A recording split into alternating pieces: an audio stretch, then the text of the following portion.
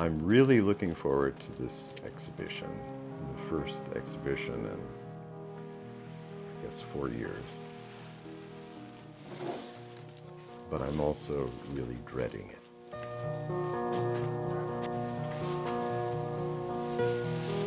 Are you the artist for this month's show? I'm Robert Ross.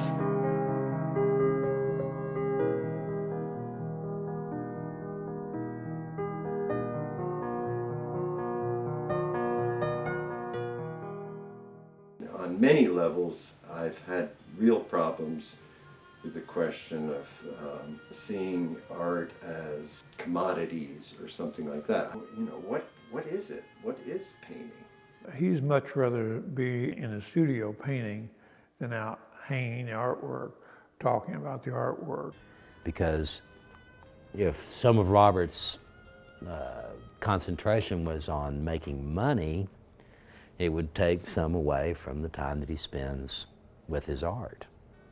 Unfortunately, that hasn't given him more exposure, benefit, and a lot of people haven't seen his work that it deserves to be seen. You're standing in the vicinity of probably 50 works or more, actually, because there are bundles of watercolors. Yeah, there's probably 100 at least things right in that corner. Robert's studio is a physical manifestation of himself. It's a Robert Ross articulation, and I find it as interesting as his mind.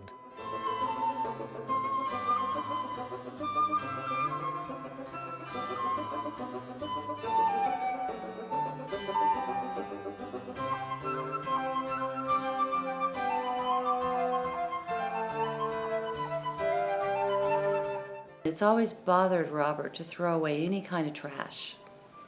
So he's always had a container in his sink, and he thinks very carefully about what goes in that container before it would actually go in the ground or in the trash. And so I don't know if you know about these egg people that he's made 1,000 of. And they would be like at his studio just very precariously looking like they're all going to fall off the top of his fridge. This was made out of pieces of an orange sections that he removed the peel from. He's made stuff from eggshells. He often paints faces on them or just makes them into little constructions. They just inspire him. Little tea bags and eggshells inspire him, and soda caps and toothpicks. You feel like you're walking into this big onion that has layer upon layer upon layer, and you could probably spend weeks or months without ever leaving that studio and discover or uncover something that you never saw before. I have often wished that Robert would exhibit some of these strange little assemblages that he makes in addition to his paintings and so on.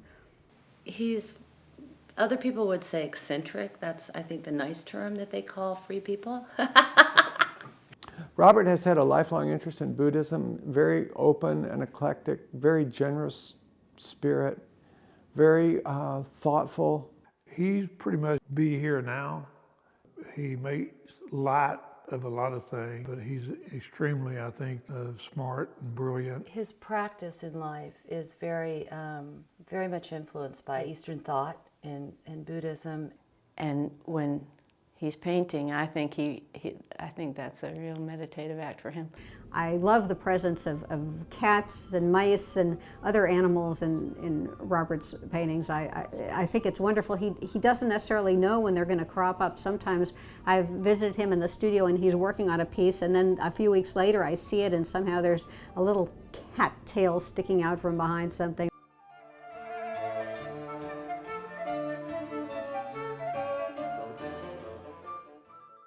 He feeds the birds. I mean, he's always feeding the birds in his yard, but he also wants to feed the cats, and well, not necessarily the cats, but they have this whole relationship. Everything is symbiotic. Everything is connected to everything, and just hours of taking care of things like that. He would spend hours.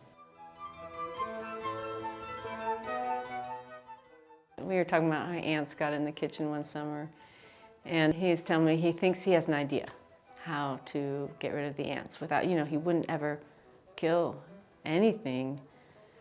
And he thinks that he would just gently trail a piece of toilet tissue over the ants till some of them would grab on and climb on, and then take them outside and let them get off and then bring it back in. And he thinks that when enough of them started coming back to their base with this new news of where to be, that they would start avoiding his kitchen. I grew up in Rye, New York. When I went to Yale, I was very interested in the painter Joseph Albers, who was the head of the school at the time, and I was just fascinated by his focus, especially on color.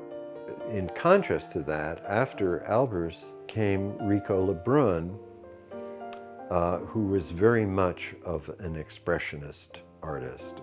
I guess I graduated from Yale and left New Haven in 1961 with my then wife, Joan, who was a poet, and she had gotten a graduate teaching position at the University of Arizona. Joan was writing poems about the desert, and I was painting the desert. And out of the blue, I was invited to teach at the University of Arkansas. There were other professors there that concentrated on technique, but Robert really had an understanding of what's behind creating art, the mind behind creating art, the motivation, the muse. I remember one of the best exercises that we would do would be we would look at the figure and we would place our pencil on the paper and not look at the paper and draw. And it really put you in touch with the image that you could feel the lines. I believe it was 70 when I just finished my first year of architecture, and I had a strong interest in painting, so I went over to sign up for a painting class, and Robert Ross was teaching that class. That was the first time I had listened to anybody talk about art in a way that I could relate to it. The influence of his words, and more than his words, his actions, has influenced me ever since I was a student. There was no photography being offered in the art department, and I thought that was a mistake. Thank you. So, here we are. Here we are. After all these years. 40 exactly. Is it 40 years? Mm-hmm. Because I started going to that seminar that you were having, remember? Pretty soon we were team teaching that seminar, and absolutely. And then that summer you called me up and said you thought you could get me a job. Right. Now I bought this little house about 15 years ago, and I knew the house next door was for sale, and I heard that it was sold, but I had no idea who it had been sold to. And then I saw Robert Ross over there, and it's like this huge big circle comes all the way back around, and the guy who got me started is now bought the house next to me to use as a studio. So how long in a typical day, how long would you paint for? Well, that's hard to quantify, although I try to get in, if I can, about at least 6 hours. And is that working from the figure? Do you still pretty much work always from the model? I like it very much. I mean, for a long time, I had a regimen of constantly having a model. I was preoccupied with a sense that what was happening as a result of the persona, that essence that someone has. There was a period when I didn't allow myself to work except from the directness of either the landscape or the figure. It was kind of a vow of chastity about the working process. I have been in the studio when he's been working with models. He stays very present in that moment with the work, and the exchange between the energy of that other body in the room, I think, means a lot to him. Robert works very hard to make the models comfortable. When he's working, he's fully focused. And yeah, I can feel the focus. Yeah, he gets very into it. I can see his movements in his little bedroom slippers that he wears when he works. Robert is a visual artist, and by that I mean he's responding to a visual image. It's not something so conceptual that you're going to make it up and then paint it. So I think that's why he's connected to the model, he's connected to nature, he's connected to looking. When I look at his work, I'm always thinking about the internal of that figure. I'm thinking about, it's not necessarily just it's not the figure as an object, because you can interact with them. They are deeply somewhere else in meditation, or they're present, but they're not that present. They're present in themselves. I guess that's what I want to say.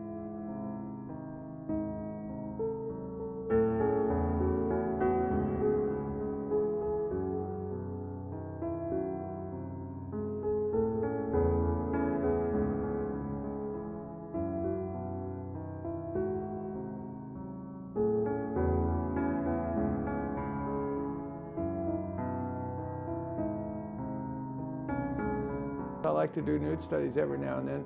So I built this 8-foot wall around that little part of the yard so the little old lady wouldn't be able to see the nude people that I'd be photographing through that window. And then she sells the house to Robert, who paints nudes all the time.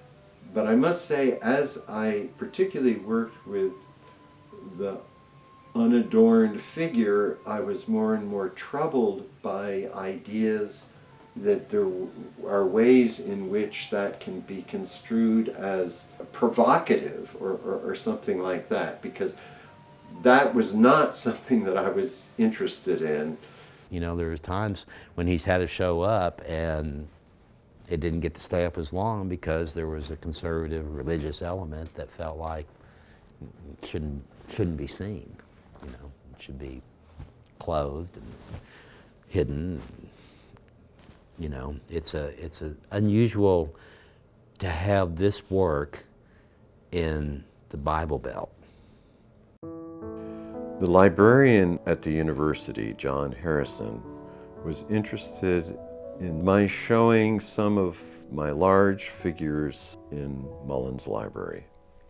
I remember that briefly, that when he had the show there at Mullen's library and showed some of his nude studies and nude models, that there was somewhat of an outcry from certain people. Yeah, someone started a petition. They didn't like nudity.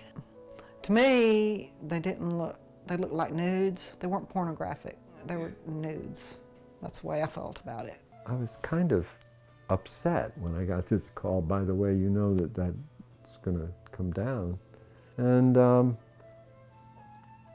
I said, well, I don't think that's the case. I mean, I clearly understood that it was going to be up until September. No, it's got to come down. We've got some other stuff going up there. And don't worry, we'll take it down and we'll put it in storage for you, and blah, blah, blah. Well, I can tell you for a long, long time it was just nudity. You know, Northwest, this region was not ready for nudity. They didn't want to engage in it. They didn't want to talk about it. They didn't want to educate about it. I didn't really want to push that at all, and tended in my faculty shows for a long period only to show landscapes so that people would describe me as a landscape painter or a watercolorist or whatever, and that would often be the way I'd be introduced to someone or something. This is Robert Ross, who does landscapes.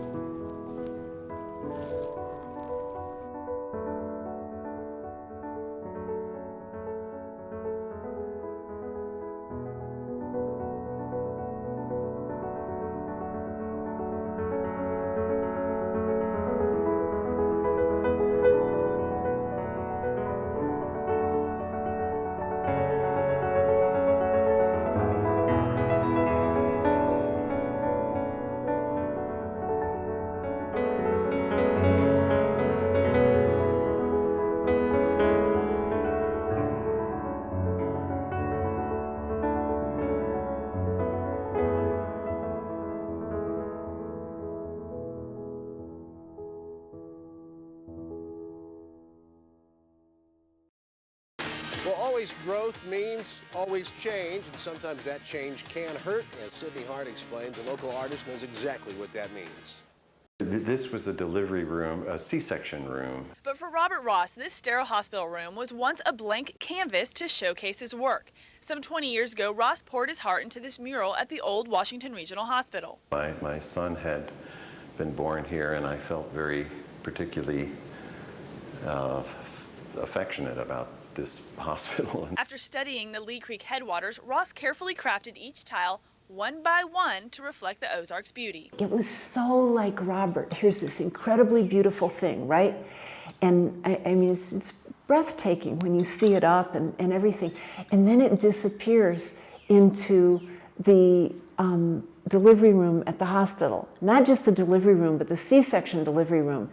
And nobody sees it for years. The mural was quite an incredible deal, wasn't it? Yeah.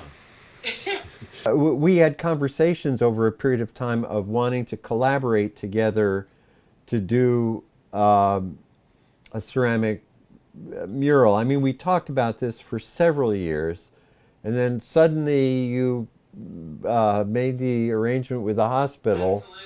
And then you gave me all the glazes, and I started experimenting with them, and you kept saying to me, no, you can't do that, because I started mixing them. I wanted it to be like watercolor. But it actually worked, didn't it? Oh, it did. You were smart. But I had never done any glazing on tile before, especially with low-fire glazes. So like he's painting these tiles in glazes, and you have no idea what the tiles are going to look like because you're painting in glazes in the dark, basically, in this old house, and then taking them to fire, and you get this incredible mural. Now he's revisiting his masterpiece, but this time Ross is tearing it down. There are 150 and then probably another 400 or 500 tiles to take down. We laid that out in a garage, in my sister's garage, and got up on a ladder and took pictures of the piece, just laid flat out on the garage floor and sent it up to the curator at Crystal Bridges, and he was interested. There was a real effort, I felt at the time, that they were going to install at a fairly predominant position in the museum, and it just hasn't happened yet. I do believe that it will, but I'm not sure where or when. I'd gotten an email that there were problems with the installation, that they couldn't have it ready for the opening. Some friends convinced me to visit Crystal Bridges to see my tiles.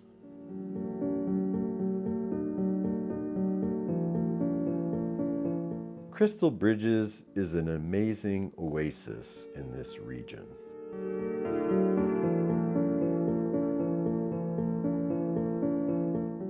It's been about 5 years. I must say I got a little emotional when they wheeled the tiles out of storage.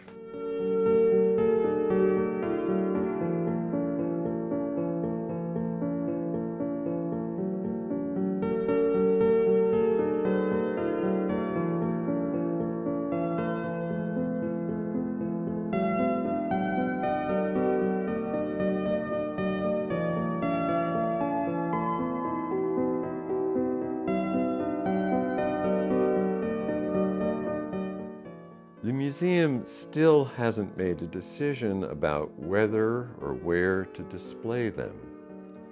I just hope that they can figure it out while I'm still around.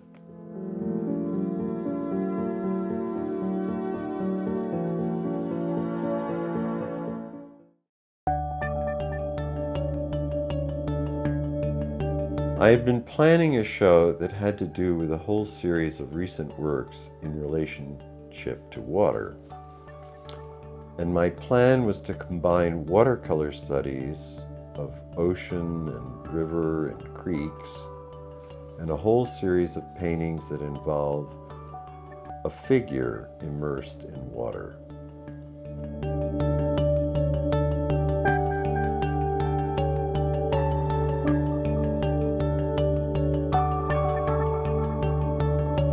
Once I'd made the commitment, it took about a month to get everything planned and framed and ready to take down to the gallery.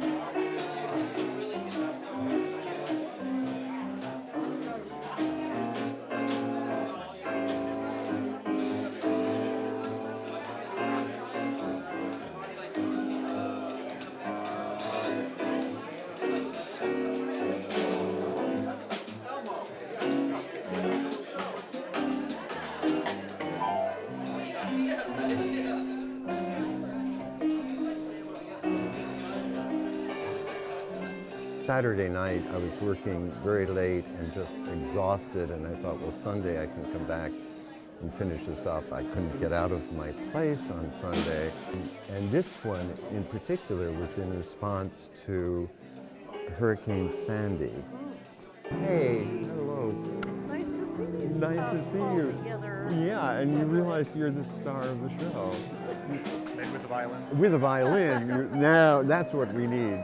Maybe a Stradivarius. Through the microscope, he was seeing consciousness with one-celled or multi-celled little guys. The new year is always the new moon, of course, but if something doesn't work, it's because one's gotten in the way of that. Yeah, well, only Henry would notice that the toe is wiggling.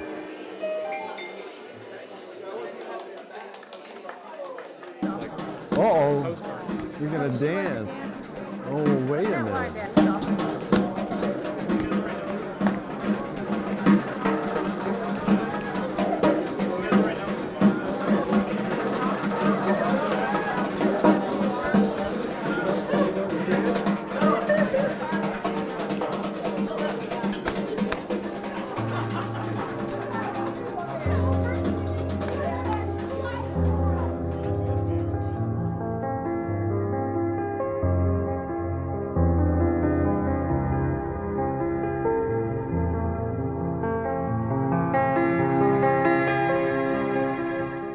Robert is a very, very dear soul.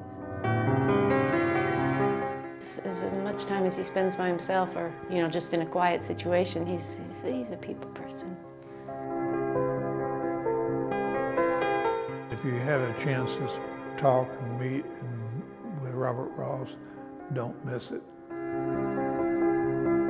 I'm very grateful to have Robert in my life. He certainly made my life better.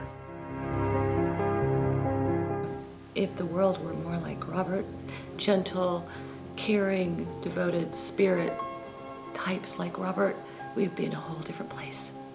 And I'd like to live there.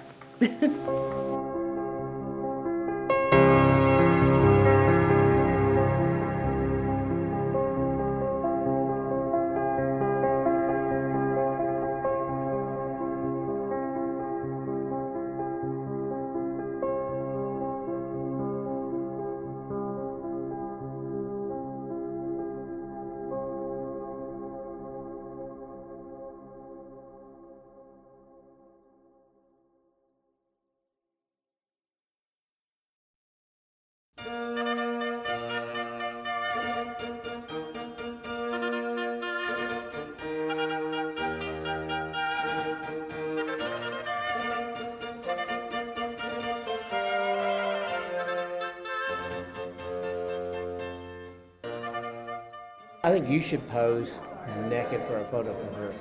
Well, I will bring that up to the committee